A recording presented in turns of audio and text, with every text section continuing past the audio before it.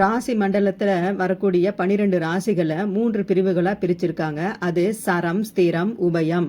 இதுல 4 கார்னர்களில் வரக்கூடிய மிதுனம், கன்னி, தனுசு, மீனம் இந்த 4 வீடுகளையும் உபய வீடுகள்னு சொல்றோம். இந்த உபய வீடுகளில் லக்னமாக பிறந்தவர்கள், அதாவது மிதுன லக்னம், கன்னி லக்னம், தனுசு லக்னம், மீன லக்னம் இந்த 4 லக்னக்காரர்களுக்கும் அவர்களுடைய 7ஆம் அதிபதி பாதகாதிபதியா வருவார். பாதகாதிபதினா யாரு? பாதகமான விளைவுகளை தரக்கூடியவர்.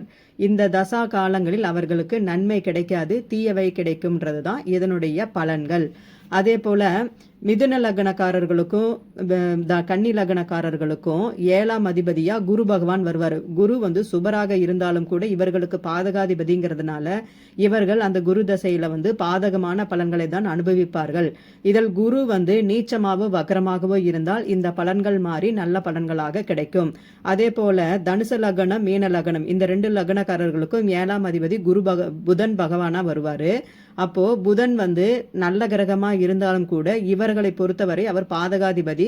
அதனால பாதகமான பலன்களைத்தான் இவர் தருவார். அதே போல இந்த புதன் அஸ்தங்கமாகி இருந்தாலோ நீச்சமாகி இருந்தாலோ அந்த பாதக பலன்கள் மாறி நல்ல பலன்களாக இவர்களுக்கு கிடைக்கும். அதன் தசாபுக்தி காலங்களில் இவர்கள் அந்த பலன்களை அனுபவிப்பார்கள். பாதகாதிபதி பாதகமான பலன்களை தருவார். ஆனால் அவர் உச்சம் பெறக்கூடாது, ஆட்சி பெறக்கூடாது. பக்ரம், நீச்சம், அஸ்தங்கம் ஆகியிருப்பது மிக நன்று.